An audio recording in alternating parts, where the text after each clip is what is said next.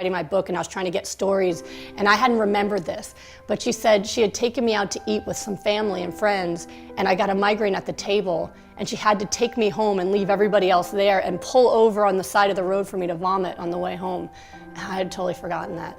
So when I got back to the house, I had this huge rash across my face going from one cheek across my nose to the other side. And when my dad asked me about that, I said, well, it'd been coming and going, but I thought, teenager, acne, so I hadn't said anything, I'd just been covering it, but it was really bright after I'd been throwing up. And he said, you know, I think your skin is a window to what's going on inside your body, and I think we need to call a doctor right away. Now, I gotta admit at the time, I laughed at him because he has something called dad science. I don't know if anyone else's dad has this, but my dad creates his own ideas and theories about things, and usually they're just kind of bizarre. And so it's just, all right, dad science, you know, I'll see the doctor. But now I actually use that when I talk to my patients that, you know, a healthy body has glowing, healthy skin. And when you've got something going on visibly on the outside, it is a sign. So he chalk one up to dad science on that one. But my doctor was actually really concerned, and she met me in the emergency room.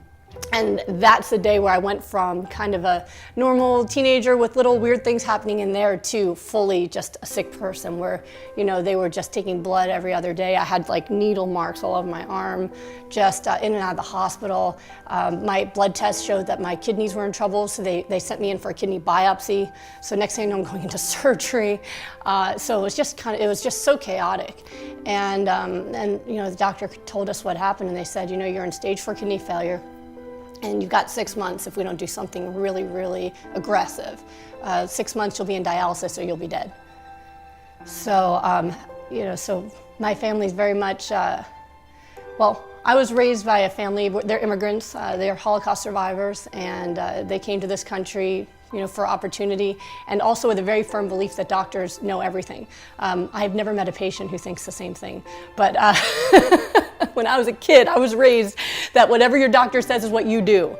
And so my parents went along with, okay, you tell us what to do. So I was put on high-dose steroids. It was about 7 different pills I had to take every day. And I also was put on experimental chemotherapy to try to save my kidneys.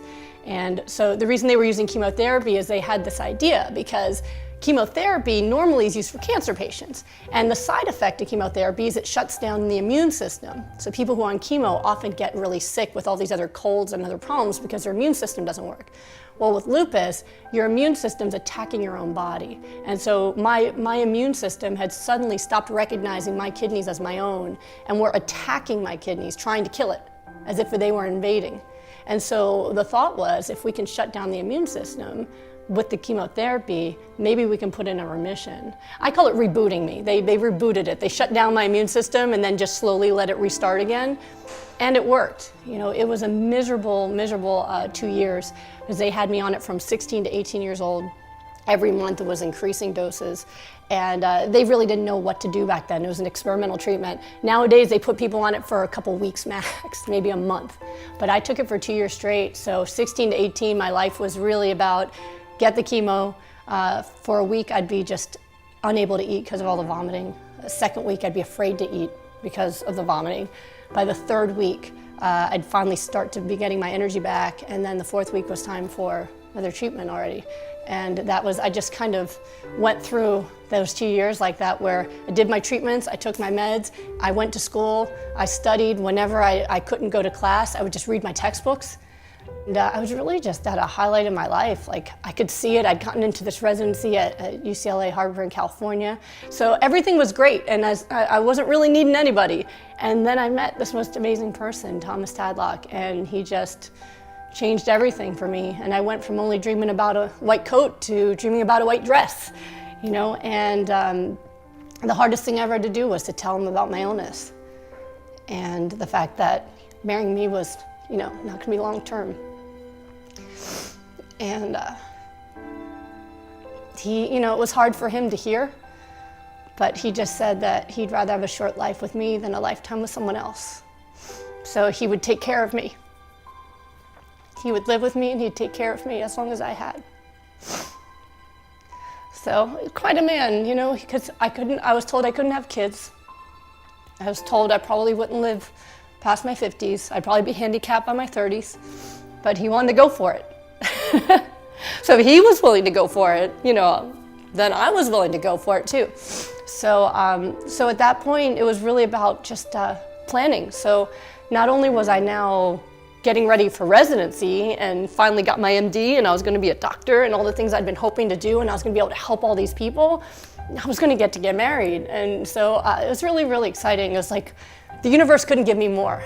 I was so grateful for everything I had. So the next thing I did was I said, well, at the time my husband was working for MTV, and he was helping recording artists get really fit for videos, and I said, I want to look like one of them. And at first he thought it was a trap, like, no, sweetie, you look fine.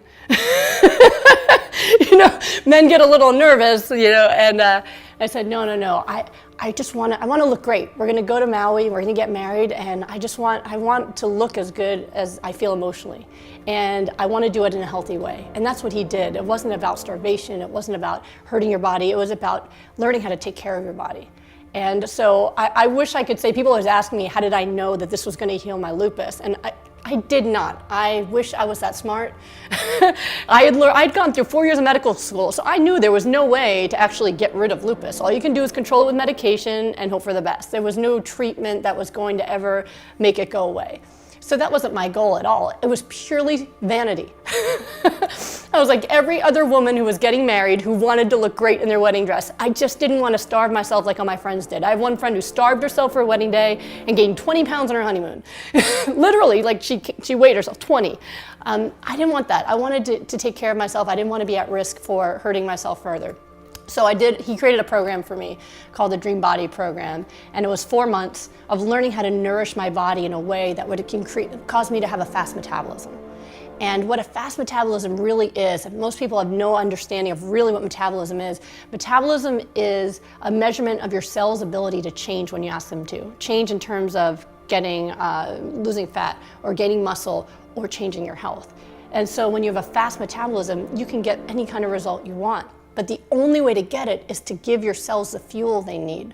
And most people think about fuel in terms of these big building blocks like protein and carbohydrates and fat, but that's not what it's about. It's about vitamins and minerals and phytonutrients and enzymes and things that your cells actually need. And so he developed a program for me where I had to eat so much food, more than I'd ever eaten before, and drink all this water and do all this, eat more than I ever had before. And he told me that was going to make me actually lose weight. So even though I was skeptical, I did it. And in the 4 months, not only did I go from a size 10 to a size 3, but I was really fit, and I'd felt the best I'd ever felt in my entire life. I had no more aches and pains. My joints felt great. I was energetic, even though I was an intern at this point who was working 30-hour shifts up all night in the emergency room, and I still had energy. When it was time to get my blood tests and everything, I didn't really think it was going to affect them, because that wasn't possible. I just, I thought this was just something that improved how I felt. And so I told my husband, well, whatever this is that you did, I'm gonna eat this way from now on because I feel so good. But I didn't expect it to affect my blood tests. And what happened was when I got my next round of blood tests a few months later, all the lupus indicators were negative. And really, if you're not from a medical background, it's important to understand that this is medically impossible. When you've had your blood test convert over to positive for lupus, there's something called an ANA, anti-nuclear antibody. It's an antibody against the DNA in your cells, or the nucleus of your cells. Once that's positive, it's positive forever, we thought. Mine was negative. The antibodies against my DNA, which were in the 20,000s when I was diagnosed, higher than most people had ever seen, those were negative. Everything that would indicate that I had lupus was negative. And the blood clotting antibodies I had, those were only on the high side of normal, which normally wouldn't even treat except for the symptoms I'd had. And so it was funny because these were new doctors out in California that I'd never seen before. And the doctor had a medical student with him, and he said, this woman alleges to have lupus, but we're not finding any evidence of it, as if I was trying to fake it. I want nothing to do with this disease. So, they said, okay, well, maybe there's just an error in the test. Go have your wedding, come back, and we'll test again. And we tested again a few months later, and now even the antibodies for the clots were completely negative.